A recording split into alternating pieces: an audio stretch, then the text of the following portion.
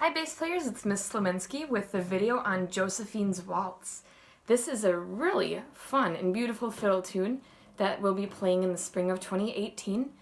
And unlike the other violin, viola, and cello parts that have two different variations, so there's the advanced version and the intermediate version, or a little bit easier.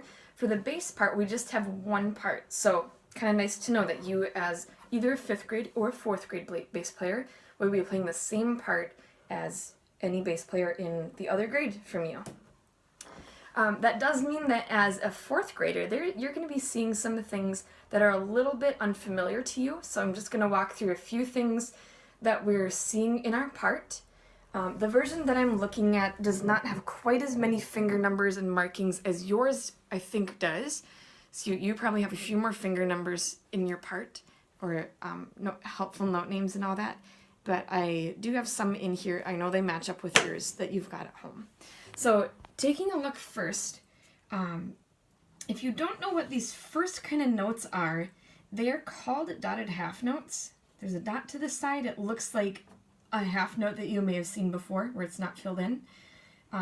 This kind of note gets 3 counts, so we're going to make it last for 1, 2, 3 counts every single time that we see these notes. Okay. Now, even on that first line, we have a slightly unfamiliar note.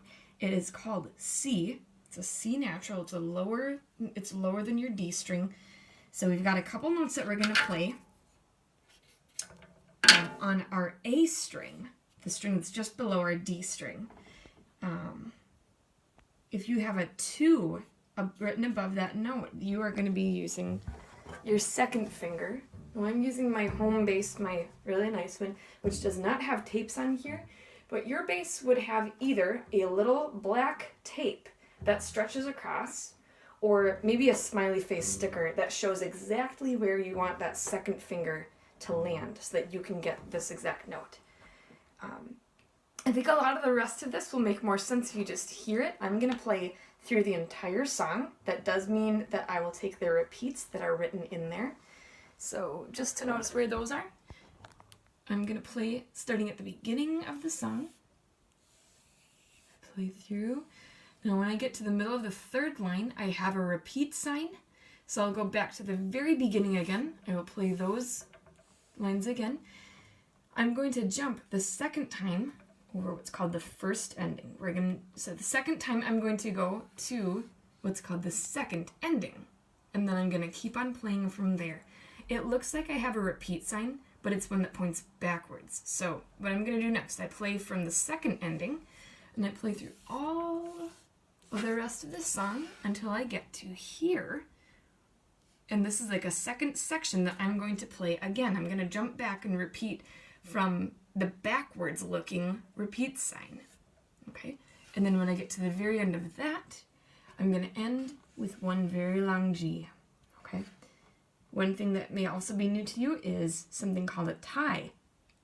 I have a dotted half note connected by a curvy line on top to another half note.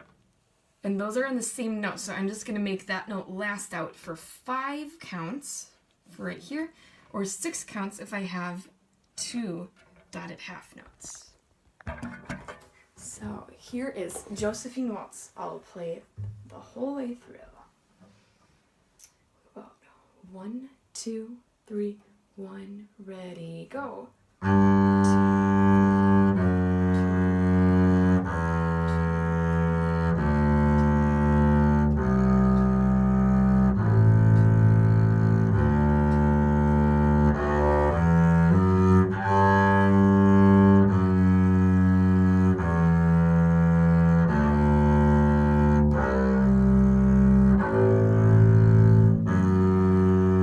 First ending, beginning.